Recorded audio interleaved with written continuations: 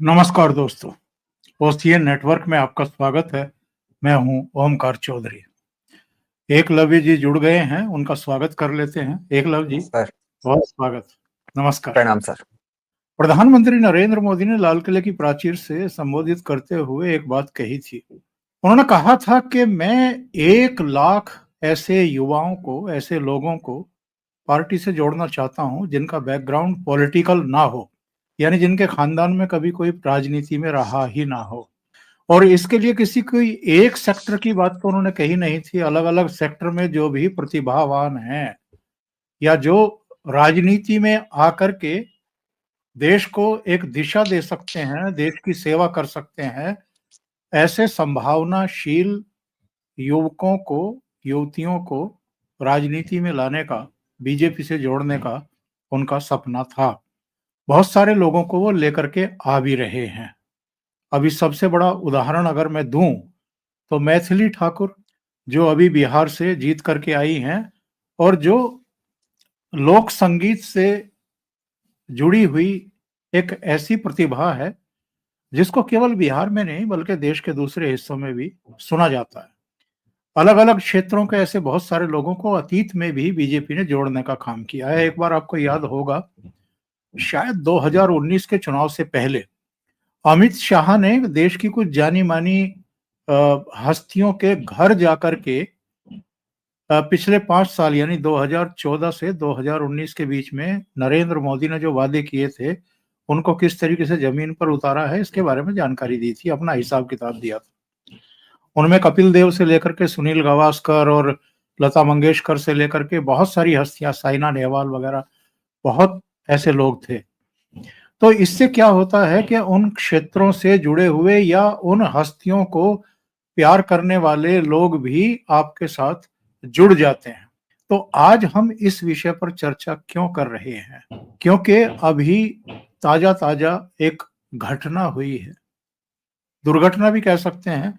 प्रशांत किशोर के point of view से देखें तो उन्होंने सोचा होगा कि बिहार में भी चलो एक केजरीवाल मॉडल अपना करके देखते हैं, लेकिन लोगों ने सिरे से खारिज कर दिया। जो मीडिया का एक बड़ा पार्ट है जिसमें अभी भी वामपंथियों का कब्जा है, एक तरीके से वैचारिक तौर पर तो आप कह ही सकते हैं। ऐसे बहुत सारे संपादक, ऐसे बहुत सारे उनके रिपोर्टर और दूसरे पदों पर बैठे हुए इनपुट एडिटर, आउटपुट एडिटर बैठे हुए हैं, जो मन ही मन किलसते रहते हैं, परेशान होते रहते हैं। उनके जख्म हर बीजेपी की और उनके सहयोगियों की जीत से हरे हो जाते हैं और वो कुनमुनाते हुए दिखाई देते हैं। तो मैं तो कई बार कहता भी हूं कि जो ये कांग्रेस पार्टी है या क्षेत्रीय दल है या इंडिया अलायंस है, ये देश का असली विपक्ष नहीं है। असली विपक्ष मीडिया में बैठा हुआ है और वही इनको संबल देता है बाकी लोगों को, जो वंशवादी चेहरे हैं। तो आज का जो हमारा विषय है वो यही है। जो वैकल्पिक राजनीति की बात हो रही थी देश में, क्या वो दम तोड़ रही है अब विकल्पहीनता के चक्कर में, या कुछ बौने किस्म के लोग या मीडिया के खड़े हुए कुछ लोग, खड़े किए हुए कुछ लोगों की वजह से? तो एकलव्य जी, आपका पहला वक्तव्य इस विषय पर। सर, जिससे पहले कि अपन प्रशांत किशोर जी, मीडिया का जो रोल है उस पे, और अरविंद केजरीवाल का जो मॉडल रहा, इसका एक थोड़ा सा कॉन्टेक्स्ट देने के लिए, जहां मैं रहता हूं राजस्थान, उसका आपको एक उदाहरण देता हूं सर। यहाँ पे जो पिछले विधानसभा के चुनाव हुए 2023 में, तो उस समय सर अशोक गहलोत जी ने एक जेंटलमैन थे, उनको हायर किया, जिनका नाम था नरेश अरोड़ा। और ये नरेश अरोड़ा जी हैं सर, ये वही हैं व्यक्ति जो कि एक कंपनी चलाते हैं प्रशांत किशोर जी जैसी ही। वो मतलब उनका जो कह सकते हैं कि जो कद है वो प्रशांत किशोर जी के बराबर नहीं है, लेकिन लगभग कांग्रेस में मतलब उनका काफी बड़ा नाम है, नरेश अरोड़ा। इनकी कंपनी का जो नाम है सर वो है डिजाइन बॉक्स्ड। तो ये जो हैं सर, बड़े इंटरेस्टिंग व्यक्ति हैं। तो 2023 में सर इनको अशोक गहलोत जी ने हायर करके और मतलब मैं बताना चाह रहा हूँ सर कि अशोक गहलोत जी की यहाँ पे हार का किस तरह से इस तरह के लोग बहुत बड़ा कारण बन जाते हैं। मतलब कई लोग तो जैसे सोचते हैं कि भाई प्रशांत किशोर ने लोगों को इतने इलेक्शन जितवा दिए, ये कर दिए, वो कर दिए। नरेश अरोड़ा जी के बारे में भी, क्योंकि उनने पहले सर वहां पे कर्नाटका में भी एक कैंपेन हैंडल करा था वहां का, तो अशोक गहलोत जी को लगा कि भाई जब वहां सरकार आ सकती है तो यहाँ भी जो है अच्छा रहेगा मामला इनको हायर करने का। और यहाँ पे सर राजस्थान में जिस तरह का कभी हमने मतलब campaigning, marketing, digital media, social media और इवन रूरल एरियाज में सर जिस तरह की ब्रांडिंग और एडवर्टाइजिंग की गई, जैसे आ, जो थैले वगैरह सर गांव में लोग लेके चलते हैं और राशन खरीदने के लिए, तो उस पे अशोक गहलोत जी की बड़ी तस्वीरें, उस पे उनकी क्या क्या उनने काम किए हैं। और एक सर यहाँ पे अशोक गहलोत जी की एक जो भारत की उस समय की जो सर मोदी जी की आयुष्मान भारत योजना थी, तो राजस्थान ने क्या करा सर कि उसमें बेसिकली उसके लिए एनरोल नहीं किया था सर राजस्थान ने, और राजस्थान में यहाँ पे वो एक अपना ही चला रहे थे चिरंजीवी योजना करके सर। और उस चिरंजीवी को सर उस कैंपेन के थ्रू ऐसा दिखाया जा रहा था जैसे कि वो कोई संजीवनी योजना होने वाली है कांग्रेस के लिए, क्योंकि इतना फिनोमिनल काम हेल्थ सेक्टर में मतलब किसी ने किया ही नहीं है। मोदी जी की तो मतलब जैसे कि सोच जहां पे खत्म हो जाती है अशोक गहलोत जी की, वहां से शुरू होती है इस तरह से मतलब उसको दिखाया जा रहा था यहाँ पे। तो सर उसमें क्या किया गया कि डिस्पर्सल तो उतना ही था सर, उसमें भी जो कवरेज था वो 5 लाख का ही था। और उस 5 लाख में भी सर बड़ी इंटरेस्टिंग चीज ये थी कि इनने क्या करा कि हम 25 लाख रुपए का कवरेज देंगे जनता को। और उसमें सर क्या हुआ कि इन्होंने जो सरकार से, सेंट्रल गवर्नमेंट से जो 5 लाख रुपया आता था, इनने सर इसको स्टेट गवर्नमेंट का एक तरह से टॉप अप किया कि 5 लाख तक तो हम ले लेंगे सेंटर से और उसके बाद उसको टॉप अप कर देंगे। फिर वो बैठा नहीं, क्योंकि इसको सर ये बेसिकली करना क्या चाह रहे थे कि चिरंजीवी योजना के नाम से चलाना चाह रहे थे as a state government scheme है, लेकिन वो शुरू के जो 5 लाख थे वो तो सेंट्रल गवर्नमेंट से ही चाह रहे थे ये लोग। तो उसके चक्कर में सर इनके जो पेमेंट्स और डिस्पर्सल्स थे ये सब अटकने लगे। तो ये जो सो कॉल्ड नरेश अरोड़ा जी जो डिजाइन बॉक्स वाले थे, इनका ये आइडिया जो है होने लगा फेल। लेकिन सब जगह सर पूरे सारे शहरों में, गांव गांव में बड़ी बड़ी होर्डिंग्स लगी हुई। लेकिन सर आप देखिए कि धरातल पे क्या हो रहा था कि वहां पे जब आदमी जा रहा था तो मतलब वहां पे तो उसको वो डिस्पर्सल हो ही नहीं रहा था, क्योंकि सेंट्रल गवर्नमेंट ने भी वो पैसे रोक दिए थे कि भाई जब हमारा नाम ही नहीं है तो फिर हम वो पैसे क्यों रिलीज करेंगे। सेम सर हॉस्पिटल्स को भी जो पैसा मिलना था वो भी नहीं दिया जा रहा था, प्राइवेट सेक्टर वाले हॉस्पिटल्स जो उसमें एनरोल्ड थे। तो ये सर मतलब क्या होता है सर कि एक मार्केटिंग क्रिएट कर देना और धरातल पे किसी चीज की एक्चुअल सिचुएशन क्या होती है, इसमें बहुत ज्यादा अंतर होता है।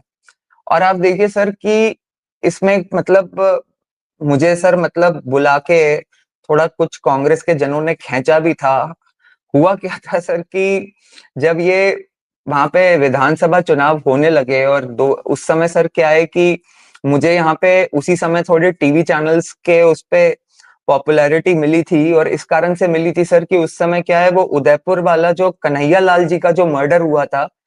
अभी भी सर राजस्थान में क्या हिंदू मुस्लिम की इश्यूज को बोलने में लोग संकोच करते हैं।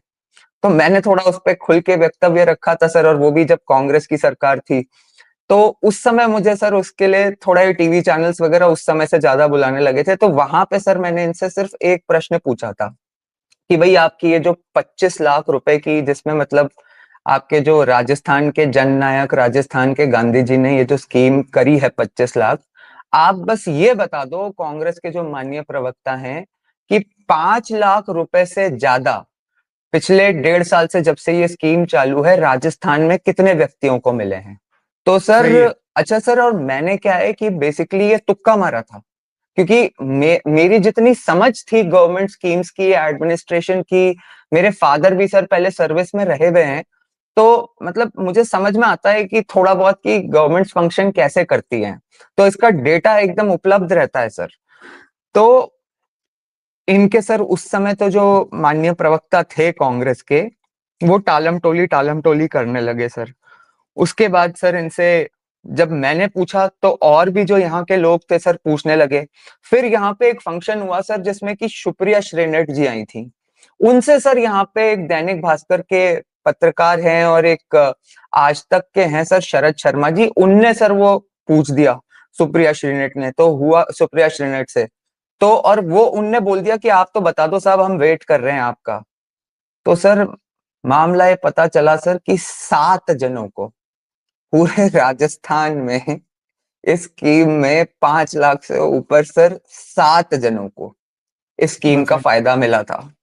और वो भी सर बेसिकली वो क्या फोटो ऑप्स थे, क्योंकि गवर्नमेंट को दिखाना था कि भाई हमने ये किया है और मतलब इस तरह की डिस्पर्सल हो रहा है। तो सर कहने का मतलब ये था कि इन ये जो सो कॉल्ड प्लानर्स और जो मतलब ये प्रशांत किशोर टाइप के लोग जो जुड़ जाते हैं ना, वो ऐसे आइडियाज देख के उनको लगता है कि उनने कोई बहुत फिनोमिनल आइडिया दे दिया है जिससे कि पूरा पब्लिक परसेप्शन चेंज हो जाएगा, ये हो जाएगा। लेकिन सर जो धरातल पे जो चीज होती है वो थोड़ी उतारी जा सकती है मार्केटिंग से।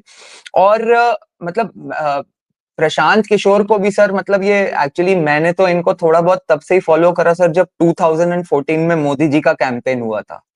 तो मेरे जो सर इस सेक्टर में जो मित्रगण थे और उनसे जब बात होती थी तो सर मेरे हमेशा हर जगह से, और जो पॉलिटिकल फ्रेटर्निटी में भी जिन लोगों को जानता था सर मैं, क्योंकि सर मेरी एक आदत रही थी, मैं मोदी जी को सर 2002 से तो कम से कम मतलब ठीक ठाक फॉलो करता था, और पर्टिकुलरली 2007 के बाद से सर मैंने मोदी जी पे बहुत अध्ययन करा सर। उसका अगर आप 2 मिनट दें तो आपको बताऊं सर उसका कारण क्या है। जी जी। सर एक्चुअली क्या था कि मैं 2007 में सर बेसिक सिंगापुर में सर पढ़ रहा था। और उस समय सर क्या है कि सोशल मीडिया वगैरह का तो इतना दबदबा था नहीं। और उस समय तो सर जो अपने सबसे भारी भरकम लोग हुआ करते थे मीडिया में, वो मोदी जी के अगेंस्ट जिस तरह का कैंपेन चलाते थे, और उम्र भी सर अपने मतलब I was just a teenager, तो समझ भी लाइफ में कम थी। तो हम भी यही मानते थे सर कि मोदी जी थोड़े से एक्सट्रीमिस्ट हैं, और जो 2002 में हुआ जब पूरी दुनिया इतना खुल के कह रही है तो कुछ तो होगा, और ये सारी चीजें सर। पर उस समय सर मैं सिंगापुर में जब मैं रहा तो मेरे कई सारे सर वहां पे गुजराती फ्रेंड्स थे, और वो जो बताते थे चीजें वो परसेप्शन से बहुत ही अलग थी सर चीजें। और फाइनली सर 2007 में पर्टिकुलरली क्या हुआ कि वहां पे जब इलेक्शन था तो मेरे father sir as an election observer Godhra में ही गए सर। और मेरे father also sir he was not कोई मतलब ग्रेट फैन ऑफ मोदी। तो लेकिन जब वो वहां पे गए सर और उन्होंने मुझे जो वहां के बारे में बात बताई, तो उस समय सर जो मोदी जी के बारे में सुनने में आया तो मतलब मुझे विश्वास नहीं हुआ कि भारतीय राजनीति में भी इस तरह के प्रशासक होते हैं, इस ईमानदारी से काम करने वाला। जैसे एक छोटा सा आपको एक एग्जांपल दूं सर कि ये जब 2007 का इलेक्शन हो रहा था तो वहां पे सर क्या था कि मोदी जी ने क्या किया था सर कि जो ये किसान वगैरह होते हैं, वो जो बिजली वगैरह की चोरी होती थी सर वहां पे, तो किसानों के अगेंस्ट जो बड़े लेवल पे जो बिजली चोरी हो रही थी उनके अगेंस्ट चालान इशू कर दिए थे। तो वो चालान इशू कर दिए थे तो सर उसकी वजह से क्या मतलब जैसे आपने देखा है यहाँ पे जो माहौल बन जाता है। तो अटल जी ने सर उस समय, अटल जी और अडवाणी जी ने मोदी जी को कहा था कि भाई ऐसा है कि अभी इस चालान को विड्रॉ कर लो, फिर एक बार चुनाव वगैरह हो जाए उसके बाद देख लेना क्या करना है क्या नहीं करना है। तो सर मोदी जी ने उनको बड़ा जो जवाब दिया, अब वो पता नहीं दूसरों को क्या लगे क्या नहीं लगे, लेकिन मेरे ऊपर उसका बहुत भारी इम्पैक्ट हुआ था सर। उन्होंने ये जवाब दिया अटल जी और अडवाणी जी को कि साहब आप बड़े हैं और मतलब ज्यादा अनुभवी हैं, आपकी समझ इसमें ज्यादा है, उसमें कोई दिक्कत नहीं है, आप कर लीजिए, लेकिन फिर मुख्यमंत्री के उम्मीदवारी से मुझे हटा दीजिए, क्योंकि मैंने इस प्रदेश की प्रजा को जो है एक वादा किया है कि मैं आपको 24 घंटे बिजली और मुफ्त पानी पहुंचाऊंगा। तो अगर मैंने ये बिजली का चालान अगर इस तरह से विड्रॉ कर लिया तो ये गुजरात को जो मतलब विकास की का जो विजन है मेरा उसके लिए, वो मैं डिलीवर नहीं कर पाऊंगा, तो फिर मेरा इस पद पे बने रहना बहुत मुश्किल है। तो सर मुझे मतलब ऑनेस्टली उस समय मैं आपको सच बता रहा हूँ, जितनी भी मेरी समझ थी राजनीति की, भारतीय राजनीति के बारे में, मुझे ऐसा लगा, ठीक है मैंने कुछ सर मतलब जो यंग ब्यूरोक्रेट्स वगैरह होते हैं, जब शुरू शुरू में आते हैं तो एक इच्छा होती है कि समाज बदल देंगे, मौका मिला है, ये मिला है, वो मिला है, वो खुद ही बदल जाते हैं समाज को, तो क्या बदलेंगे।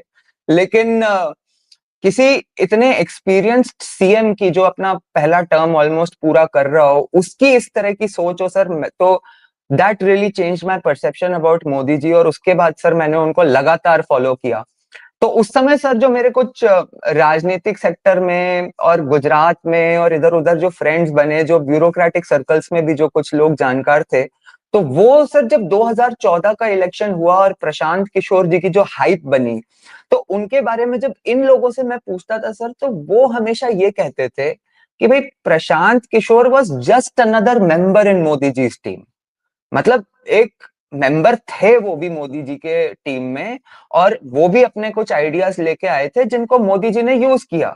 लेकिन जिस तरह से सर मीडिया में क्या परसेप्शन बनाया गया कि एज इफ ये जीत ही प्रशांत किशोर जी की वजह से है, ये जो मोदी जी को इतना बड़ा मैंडेट मिला है, ये प्रशांत किशोर जी की वजह से है।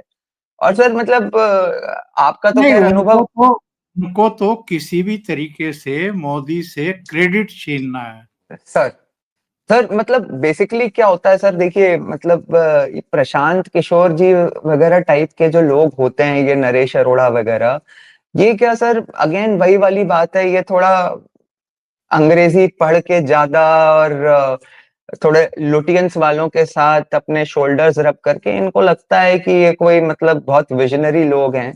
लेकिन मैंने तो देखा है सर कि जो एक बड़े साधारण से जो बूथ लेवल वर्कर्स होते हैं ना, मतलब ये बड़ी पार्टियों के, और not just BJP, even Congress के, जो बूथ लेवल पे काम कर रहे होते हैं सर, वो लोगों के मतलब बात करना तो छोड़िए, उनके आद भाव देख के और उनका जो चाल होती है ना, वो देख के समझ जाते हैं कि अभी धरातल पे माहौल क्या चल रहा है। तो ये सब सर कोई मतलब एसी के कमरों में बैठ के कैंपेन डिजाइनर जो होता है, वो नहीं समझ सकता कि नीचे क्या हो रहा है। ये तो मतलब अल्टीमेटली जो डिलीवरी है, या जो जैसे कहते हैं कि जनता के साथ क्लिक करना, वो तो सर पूरा मतलब नेता का ही होता है। आपका क्या ऑब्जर्वेशन है, केजरीवाल क्यों फेल हुए और प्रशांत किशोर को लोगों ने क्यों रिजेक्ट कर दिया? सर अगर हम पहले अगर केजरीवाल जी की बात कर लें, तो अगर मैं आपको ऑनेस्टली बताऊं तो केजरीवाल जी वाला जब अन्ना जी वाला जब आंदोलन हुआ था, तो मैं आपको सच बताऊं तो झूठ नहीं बोलूंगा, मैं खुद भी वहां पहुंच गया था सर, रामलीला मैदान। और मुझे एक होप दिखाई दी थी सर, मतलब ऑनेस्टली मुझे लगा था कि कई पढ़े लिखे लोग इनसे जुड़े हैं, और मतलब जिस तरह का एक माहौल है, एक ऐसा लग रहा है कि एक राजनीति में अब एक जिसे कहते हैं ना सर, एक संक्रांति सी हुई है देश में, कि भाई मतलब अब हमें बदलाव चाहिए। तो इसका अगर कुछ अच्छा होता है, और मुझे लगा सर कि जब केजरीवाल जी बने, तो वो एक मतलब हिस्टोरिक अपॉर्चुनिटी थी देश के लिए। और उसके बाद सर दो इंसिडेंट्स ऐसे हुए जो मुझे बड़े अजीब से लगे, कि पहले तो उनने जो कांग्रेस का समर्थन लिया। अब कांग्रेस का समर्थन लेने पे भी सर मैं आपको ऑनेस्टली बताऊं, काफी लोग कह रहे थे कि यार ये तो बड़ा चोर निकला, कांग्रेस का समर्थन ले लिया इसने। लेकिन मैं आपको बताऊं सर, मुझे तो पर्सनली उससे खुशी हुई थी। मुझे खुशी इसलिए हुई थी कि मुझे लगा कि ऐसा नहीं है कि इस आदमी को राजनीतिक दाव पेच नहीं आते। इसका मतलब ये है कि ये मतलब जो राजनीतिक दाव पेचों की जरूरत होती है पॉलिटिकल सर्वाइवल के लिए, वो भी इस आदमी को आता है। और अब अगर ओवरऑल एडमिनिस्ट्रेशन के लिए अगर इसकी मंशा सही होगी, सिर्फ इंटेंट की बात कर रहा हूं, तो कहीं ना कहीं धीरे धीरे काम तो सर मतलब जब ग्रास रूट से लोग आए हुए एडमिनिस्ट्रेशन की कितनी चीजें सीख लेते हैं, संभाल लेते हैं, तो केजरीवाल भी वो कर ही लेगा। और उसके बाद सर जो सेकंड बात हुई, ये मोदी जी के विरुद्ध जो मतलब बनारस में इलेक्शन जब लड़ने लग गए, तो भी कई लोगों ने ऐसा कहा कि यार ये तो मतलब एक देश में जो नेशनल लेवल पे जो माहौल बना है, उसको खराब करने के लिए मोदी जैसे लीडर के अगेंस्ट जाके तो वहां पे खड़ा हो गया। लेकिन उसको भी सर मैं आपको कहूं, मैंने तो पर्सनली इस तरह से देखा था कि ये शायद वहां पे गया है फॉर द पॉपुलैरिटी, कि देश का जो दूसरा सबसे बड़ा लीडर है उसके अगेंस्ट अगर ये लड़ रहा है तो कम से कम इसका बोलबाला, इसके बारे में सब लोग बात करने लगेंगे पूरे देश में। तो वहां तक तो ठीक है, अल्टीमेटली देखना यह है कि एडमिनिस्ट्रेशन में क्या करता है। लेकिन सर जब अच्छा, और उस समय सर ये जब ये प्रशांत भूषण और योगेंद्र यादव वगैरह को इसने भाव नहीं दिया और अलग कर दिया, तो हमारे जो दिल्ली विल्ली के मित्र थे सर, और मेरे फादर भी द फेमस जेएनयू से पढ़े हुए हैं, तो वहां के इकोसिस्टम को थोड़ा बहुत समझता हूँ सर। तो ये योगेंद्र यादव और प्रशांत भूषण टाइप्स को तो जब इसने अलग करा था, तो लोग कह रहे थे कि अपने ही लोगों को धोखा दे दिया, लेकिन मुझे तो सर उसमें भी पॉजिटिव ही दिखाई दे रहा था कि ठीक है यार, ये जो लुटियंस इकोसिस्टम के जो लोग हैं, अगर उनको अलग करके ये कुछ करना चाह रहा है तो देखा जाए। लेकिन सर उसके बाद मतलब इसकी ये जो धरना पॉलिटिक्स जो शुरू हुई ना वहां पे दिल्ली में स्पेशली, और धीरे धीरे धीरे मतलब with in a year sir एकदम ये क्लियर हो गया था कि इसको सिर्फ पॉलिटिक्स से मतलब है, एडमिनिस्ट्रेशन पे कोई फोकस ही नहीं था सर। जैसे दिल्ली के सर कुछ बड़े बेसिक्स थे, मतलब जैसे आज सर देखा जाए तो इस दिल्ली की सरकार को आए हुए लगभग 1 साल अब पूरा होने को, अभी पूरा 1 साल भी नहीं हुआ है सर। लेकिन कम से कम यमुना जी को इस लायक तो कर दिया कि वहां पे इस बार कुछ छठ पे कुछ लोग पूजा कर सके। अब ये अपने आप को सर इतने टाइम से हनुमान भक्त कहते रहता था, और इससे यमुना जी की कोई बेसिक सफाई नहीं हुई। मतलब 8,000 करोड़ सर ये अपने एडवर्टीजमेंट्स पे खर्च कर सकता था, तो 200-300 करोड़ इस काम में लगा ही सकता था, कितनी बड़ी बात थी ये। और ये तो इसमें सर दोनों ही चीजें थी, अगर इसके मन में मैल भी हो तो कम से कम एक पॉलिटिकल परसेप्शन तो अच्छा क्रिएट करता अपने लिए। तो मुझे तो मतलब इसकी जो राजनीतिक सूझबूझ थी उस पे भी मुझे लगने लगा कि यार ये कर क्या रहा है। उसके बाद सर इसका जो सबसे बड़ा आया वो तो सर मतलब जब कोविड हुआ, और उस समय सर ये जिस तरह का इससे मिसमैनेजमेंट हुआ, तो उससे सर एक चीज तो पता चली कि एडमिनिस्ट्रेटिव इनकेपेबिलिटी इतना ज्यादा है। ये कहते हैं ना सर कि मतलब कोई प्रशासन को लेकर कुछ है ही नहीं इसके पास, मतलब दम ही नहीं है, ना ये ऑफिसर से काम कर पा रहा है, ना इसके खुद समझ है। तो परसेप्शन जब इस तक स्तर तक, और सर ये सब क्या है कि दिल्ली की जो जनता है वो मोटा मोटी अर्बन जनता है, मतलब वो पढ़ी लिखी जनता कोविड है, तो वो ये कोविड सब ऑब्जर्व कोविड कर रही। कोविड सर काल में तो ये दो काम कर रहा था, एक शीश सर महल बनवा रहा था और दूसरे शराब घोटाला कर रहा था। बिल्कुल सर बिल्कुल। नहीं सर, वो शराब घोटाला और इस पे फोकस होने के बावजूद आप ये देखिए कि कम से कम सर ये जो हॉस्पिटल्स वगैरह का और ये सब हाल था, इसको तो बेसिक मैनेज कर सकता था सर। और उसके बाद सर मतलब मुझे ऐसा लगता है सर ये अखिलेश यादव और राहुल गांधी टाइप के लोग इस तरह की बातें करें कि मोदी वैक्सीन है और ये वैक्सीन है और वे सारी फाइजर वाइजर का एजेंडा चलाएं, समझ में आता है। लेकिन सर ये तो मतलब अलग ही लेवल पे कर रहा था। आपने देखा ही होगा सर ये पंजाब में, और वो 26 जनवरी वगैरह पे जो लाल किले पे तमाशा हुआ था, उसमें जिस तरह से इसने खालिस्तानी एलिमेंट्स का साथ दिया, और मतलब अब तो खैर पब्लिक डोमेन में ही आ गया कि इसको कहाँ कहाँ से फंडिंग आ रही थी। तो मैं समझता हूँ सर वापस वही बात होगी कि अल्टीमेटली जो जनता होती है वो ये सब देखती है, लेकिन सर फाइनली जो केजरीवाल जी को कंक्लूड करने के लिए मुझे तो ये लगता है कि उसके बाद भी इसका जो कोर वोटर सेगमेंट था उसमें ये अपनी इमेज कहीं ना कहीं बना, मतलब ये भी लोगों को एक तरह से बुद्धू बनाने में काफी हद तक सक्षम था कि इसको मोदी जी ने फंसा दिया है, और मतलब कुछ पकड़ के जेल में डाल दिया है। क्योंकि लोग क्या है सर अभी भी ना इतनी ज्यादा, मेरा ये व्यक्तिगत अनुभव है सर कि जब ये सुप्रीम कोर्ट के केसेस की बात होती है या पीएमएलए एक्ट की डिटेल्स की बात होती है, तो लोग इतनी ज्यादा डिटेल्स में जाते नहीं है कि लॉ क्या है, क्यों किसी को बेल नहीं मिल रही है, इन चीजों में लोग जाते नहीं है सर। लेकिन तो मुझे लगता है सबसे बड़ा जहां पे इसकी परसेप्शनल हार हुई ना सर, वो था शीश महल। कि एक ये जो ईमानदारी का चोला पहन के घूम रहा था, और लोगों ने देखा कि मतलब क्या बोलूं सर मैं, मतलब 8 लाख के कमोड में इसको हगना था। इससे ज्यादा तो सर कोई क्या इसको क्रेडिबिलिटी किसी की बच जाएगी कि जो आदमी वो एक सड़ा सा फटा हुआ मफलर और स्वेटर पहन के घूमते रहता है, वो 4 रुपए का रेनॉल्ड्स का पेन, वो आदमी 2-2 3-3 करोड़ रुपए के कारपेट पर्दे लगा रहा है।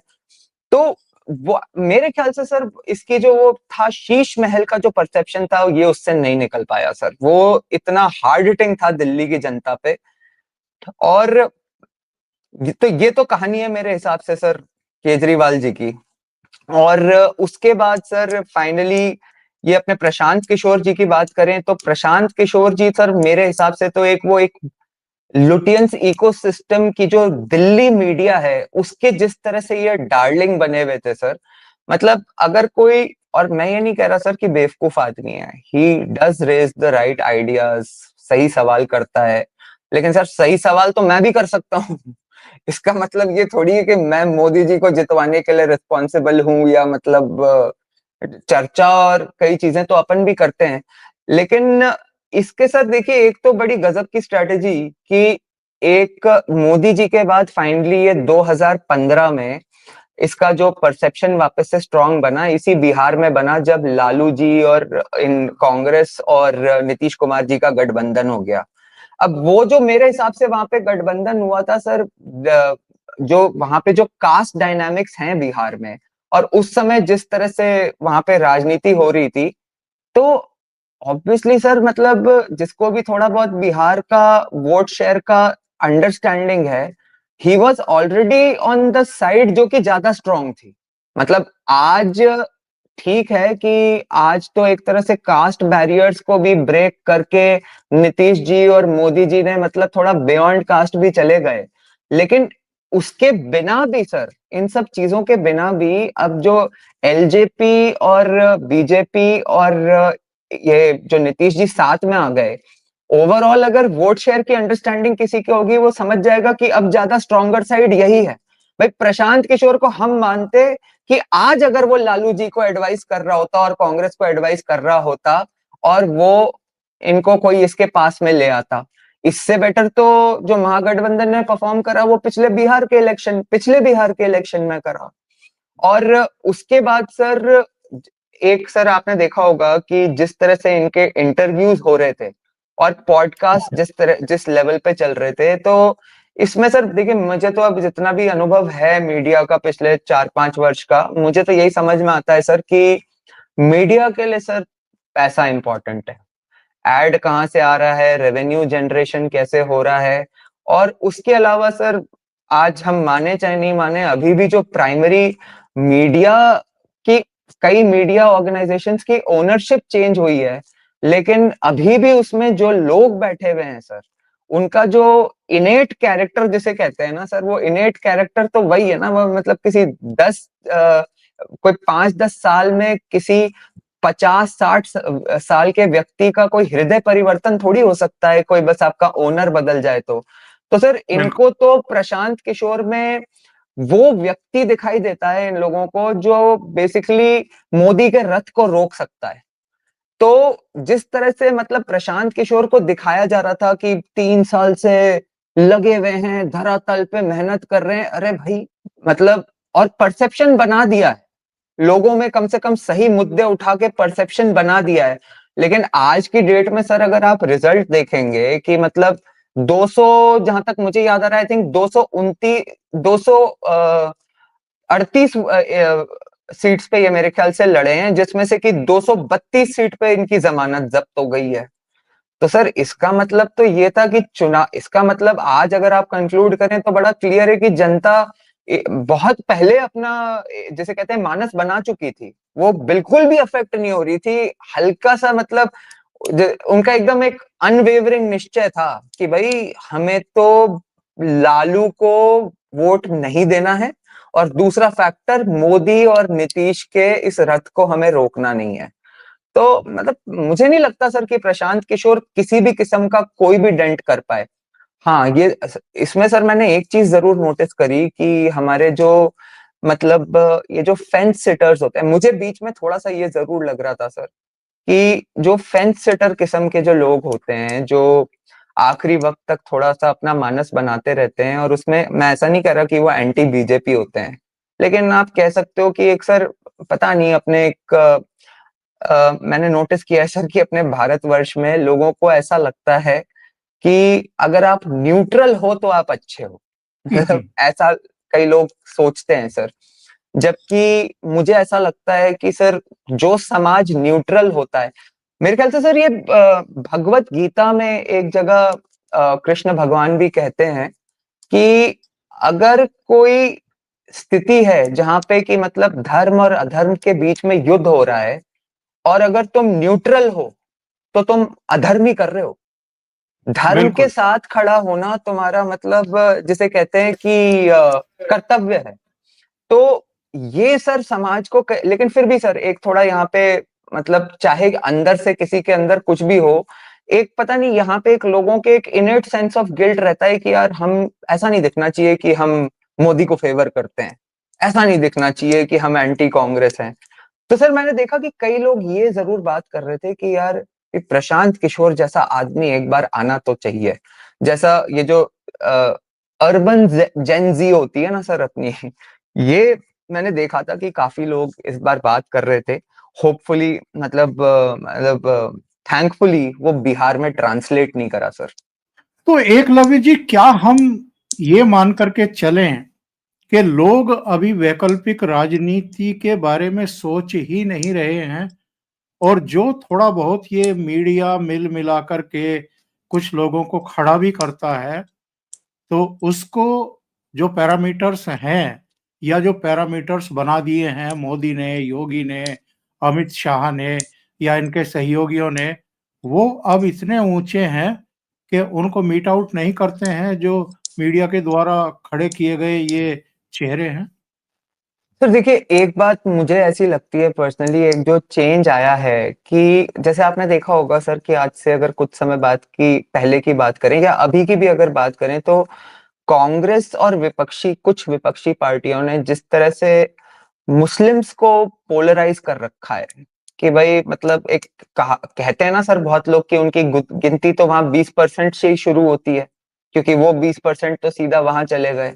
मुझे लगता है सर कि मोदी जी ने जिस तरह के कार्य किए हैं उसमें मैं मानता हूं सर कि हर वर्ग से कुछ लोग, कुछ आप कह लो कि जो धर्म को फॉलो करने वाले लोग हैं, कुछ लोग ऐसे सर जो कि महिलाएं हैं, कुछ ऐसे लोग सर एक जो भारत की आत्मा जो है सर, जो अर्बन लोअर मिडिल क्लास जो है सर, मोदी जी ने सर कहीं ना कहीं इसका एक बहुत बड़ा सेगमेंट जो है सर उनको अपने 10-11 वर्ष की डिलीवरी से सर जो कार्यों की डिलीवरी करी है उनने उसको उनको पोलराइज कर दिया है। मुझे लगता है कि जो हिंदू वर्ग है हमारे देश का उसके उसमें नहीं भी तो लगभग मैं मानता हूं कि 30-40% ऐसे लोग हैं जो ये मानते हैं कि हाँ भाई मतलब मोदी जी से भी कभी कभार कुछ गलतियां हो सकती हैं या जो हमारी अपेक्षा है उस अनुसार काम नहीं हुआ, लेकिन कोई कर सकता है तो वो यही व्यक्ति है, तो हमारा वोट तो पहले यही जाना है। उसके बाद में ठीक है हम डिस्कशन करेंगे, बातें करेंगे, कई चीजें करेंगे। और शायद सर मैं अभी अपने आप को शायद अंडर एस्टिमेट कर रहा हूँ, हो सकता है कि 50% हिंदू इस तरह से सोचते हो। तो मुझे लगता है सर कि अब जो बाकी लोग बच गए, अब कुछ जो आफ्टर ऑल सर अब मोदी जी का भी बहुत लंबा कार्यकाल हो गया, मतलब 11 वर्ष देश के प्रधानमंत्री के पहले वो जो 12 वर्ष मुख्यमंत्री रहे, वो उसके बारे में जो लोगों ने सुना था जानते थे उसके कारण ही उनसे प्रधानमंत्री बनाया था। और अब क्योंकि मोदी जी सेंटर में मतलब जैसे कहते हैं ना सर कि उनके बारे में इतनी बात हो चुकी, इतनी चीजें निकल के आ चुकी, तो उनके पास्ट के बारे में भी लोग और जान चुके। और वो मतलब इसका परफेक्ट एग्जाम्पल एक्चुअली थोड़ा बहुत सर नीतीश जी भी हैं कि इन दोनों लोगों का अगर पिछले 20-25 वर्ष का आचरण देखा जाए राजनीति में, तो कहीं ना कहीं सर अपने आप में ये कितनी बड़ी बात होती है कि किसी का 20-25 वर्ष का प्रशासनिक कार्यकाल रहा हो और उस पे 1 रुपए का कभी आरोप भी नहीं लगे। तो लोगों को सर ये तो क्लैरिटी है कि हमें ये ही चाहिए। और उसके बाद सर क्या होता है कि ये जो प्रशांत किशोर टाइप ऑफ लोग और ये जो ऑल्टरनेटिव दिखाई भी देते हैं, केजरीवाल वगैरह, इनको सर क्या है कि एक तो मुझे ऐसा नहीं लगता सर कि प्रशांत किशोर को ये इस सेगमेंट को प्रशांत किशोर कोई बहुत ज्यादा अट्रैक्ट कर सकता है। उसका कारण एक ये भी होता है सर कि प्रशांत किशोर जो बाकी लोगों के साथ में जाते हैं, जो चाहे वो ममता जी के साथ जो उनने काम किया, उसके बाद भी मतलब वेरियस स्टेट्स में उनने जिन गवर्नमेंट्स के साथ काम करा है, वो बेसिकली मतलब बीजेपी को हटाने के लिए काम किया है। और सर प्रशांत किशोर जी के साथ क्या समस्या एक हो जाती है कि आप एक ऑल्टरनेटिव बनना चाहते हो, तो आप वो ऑल्टरनेटिव क्यों नहीं बनना चाहते कि आप कांग्रेस की स्पेस को ऑक्यूपाई करो। अब इनको ऐसा लगता है सर कि वो कांग्रेस की स्पेस तभी ऑक्यूपाई कर सकते हैं जब वो बीजेपी को अपोज करेंगे। बट सही है। मुझे मुझे पर्सनली ऐसा लगता है सर कि आप वो स्पेस तब ऑक्यूपाई करोगे जब पहले तो आप ये जो कांग्रेस है इसको डेसिमेट कर दोगे। भाई आप मतलब just for the occupying that space, जो मोदी जी सही कर रहे हैं उसको भी अगर आप खराब ही बताते रहोगे, तो फिर तो लोग कांग्रेस के साथ मुझे लगता है आपको इक्वेट करेंगे, ना कि उसका रिप्लेसमेंट समझेंगे। ये तो नेगेटिविटी के नायक बनना चाहते हैं। नहीं, वो बिल्कुल सर। और मतलब इस तरह का, जैसे अभी सर आपने देखा होगा कि बिहार का इनने जिस तरह से परसेप्शन बनाने की कोशिश करी वहां पे कि एज इफ, और सर ये तो अपने आप को जबकि कहते अपने आप को डेटा के मास्टर हैं, और वहां पे ये इस तरह से दिखा रहे थे कि एज इफ मतलब बिहार तो, अब जैसे सर इनने भ्रष्टाचार की वहां पे ये हर पॉडकास्ट में ये बात करते थे कि जो भ्रष्टाचार की स्थिति है बिहार में वो लालू राज से भी खराब है। ये सर इनकी बात पे मतलब कम से कम वहां के लोग तो विश्वास नहीं कर सकते, क्योंकि लोग समझते हैं सर कि जो भ्रष्टाचार होता है वो ज्यादातर टॉप डाउन फ्लो करता है। मतलब ऊपर से सर बहुत बड़ा फर्क पड़ता है। तो जब ऊपर पे जो व्यक्ति बैठा हुआ है अगर उसका वो पर्सनली इतना करप्ट नहीं है तो ठीक है, वो नीचे वालों पे। अब सर जैसे फॉर एग्जांपल आपको ध्यान होगा कि ये परसेप्शन मतलब मनमोहन सिंह के लिए ये लोग नहीं कहते सर, आपने देखा है मनमोहन सिंह के लिए कहते, मनमोहन सिंह के लिए यही लोग उल्टा कहेंगे कि हाँ भाई नीचे बहुत करप्शन होता था, लेकिन मनमोहन सिंह जी जो थे वो खुद करप्ट नहीं थे। अरे भाई, जब देश की सबसे बड़ी कुर्सी को सिर्फ ऑक्यूपाई करने के लिए तुम अपने नाक के नीचे करप्शन होने दे रहे हो, तो तुम खुद करप्ट कैसे नहीं हो। तुम वो तो पैसे के लिए करप्ट, मतलब सबसे पैसे के बड़े लिए करप्ट नहीं हो भ्रष्टाचारी। तो कुर्सी के मुंह के लिए करप्ट हो, लेकिन करप्ट तो हो ही। बिल्कुल। आप एक मतलब गांधी परिवार एक मतलब बेसिकली उस समय गांधी परिवार था क्या सर, एक प्राइवेट एंटिटी, और वो प्राइवेट एंटिटी देश के प्रधानमंत्री को बता रही है कि ऐसे, और बता क्या रही है सर, इतने बड़े बड़े डेलीगेशंस के मीटिंग में प्रधानमंत्री साइड में बैठा है और सोनिया जी बीच में बैठी है। अभी सर मैं आपको बताऊं, एक डिबेट पे मैं गया हुआ था तो वहां पे एक उस दिन ये बिहार इलेक्शंस कंक्लूड ही हुए थे, तो वो बता रहे थे सर, भाई साहब जो थे कांग्रेस के माननीय प्रवक्ता, वो बता रहे थे कि भाई मोदी ने तो क्या क्या किया है आने के बाद। तो बता रहे थे कि इलेक्शन कमीशन जो है वो उसकी वो चीफ इलेक्शन कमिश्नर की अपॉइंटमेंट नियुक्ति की प्रक्रिया चेंज कर दी। तो मैंने उनसे पूछा कि साहब कर तो दी, लेकिन आप मुझे बस ये बता दो, इस बात का सीधा जवाब दे दो कि आपके टाइम में प्रक्रिया क्या थी। मतलब सर फैक्ट ये है कि वो नवीन चावला का आपको ध्यान होगा सोनिया गांधी ने अपॉइंट कर दिया था सर। हाँ, वो तो कमिटी आप कमिटी तो आप बहुत दूर की बात है। आप गूगल पे सर्च करिए तो यही लिखा मिलता है कि सोनिया गांधी ने अपॉइंट किया बिल्कुल सर, बिल्कुल। तो सर है। मुझे ऐसा लगता है कि हाँ, मैं मानता हूँ सर कि ये जो प्रशांत किशोर का थोड़ा बहुत कहीं ना कहीं कंट्रीब्यूशन ये जरूर रहा। और मुझे एक्चुअली पता नहीं सर कि सिर्फ उसका कंट्रीब्यूशन था या मतलब, क्योंकि सर मैंने हमेशा देखा है कि मोदी जितना मैं उनके बारे में पढ़ पाया हूँ, मोदी जी सर क्या है कि वो खुद उनका एक ऐसा व्यक्तित्व है कि वो लेटेस्ट चीज क्या मतलब सिस्टम में लाया जा सकता है, किस चीज का कैसे उपयोग करा जा सकता है, वो खुद इस इन चीजों पे बहुत चिंतन करते हैं। और मेरे ख्याल से सर ये प्रशासन में अच्छा प्रशासन की जो डिलीवरी दे पाते हैं उनके लिए बड़ा इंपॉर्टेंट भी होता है कि उनमें क्वालिटी हो, ओपननेस टुवर्ड्स न्यू आइडियाज।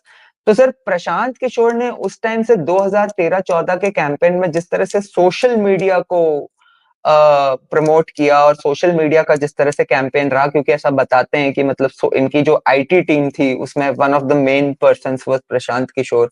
तो सर अब ये जो डिजिटल मीडिया के बाद ये तो प्रशांत किशोर जी ने इतना तो करा, लेकिन मोदी जी ने जो उससे भी गजब की चीज करी वो था असली विजन सर, कि इस देश के हर व्यक्ति के हाथ में मोबाइल पहुंचा दिया सर मोदी जी ने। तो ये जो टीवी मीडिया पे और इधर उधर ये लोग बैठ के झूठ बोलते रहते हैं ना सर, ये मतलब, और आजकल तो सर कोई टाइपिंग वाइपिंग भी नहीं करनी पड़ती माइक पे बस बोलना ही पड़ता है। तो हर व्यक्ति जो है सर गांव गांव में वो 1 मिनट में फैक्ट्स को वेरीफाई कर सकता है। और उससे भी बड़ी बात सर कि मतलब मैं तो खुद ही इसको बहुत बड़ा सौभाग्य मानता हूं कि मोदी जी की इसी अ, मतलब पॉलिसी की वजह से हम लोगों को सर अवसर मिला आप जैसे लोगों से जुड़ने का।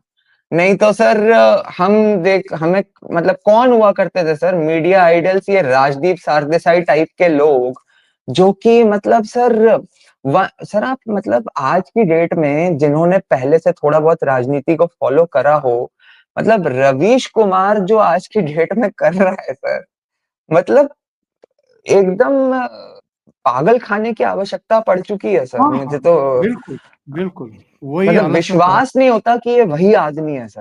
उसी हालत में ये लोग पहुंच गए हैं। और मुझे लगता है आने वाले दिनों में इनका जो रुदन है, इनका रुदन और तीखा होगा।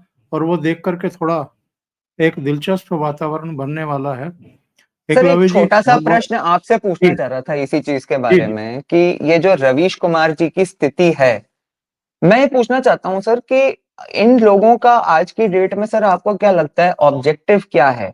मतलब क्या इनका एक्चुअली ऑब्जेक्टिव है मोदी के रथ को रोकने का, या ये जिस जो इनका कंटेंट क्रिएशन है ना सर जिस तरह का, मुझे कहीं ना कहीं ऐसा लगता है कि ये तो ये समझ चुके हैं कि ये मोदी के रथ को तो रोक नहीं सकते, लेकिन हमारा जो एक बहुत बड़ा मतलब फॉलोअर्स जो क्रिएट हो चुके हैं उनके बस एंगेजमेंट के लिए अगर हम कंटेंट बनाते रहें तो वो लोग देख के खुश होते रहेंगे, तो शायद अपनी कमाई और दुकान चलती रहे। मुझे ऐसा लगने लगा है सर कि अब इनका उद्देश्य ये है ही नहीं कि मोदी जी को हिलाना है, इनको बस अपनी दुकान चलानी है।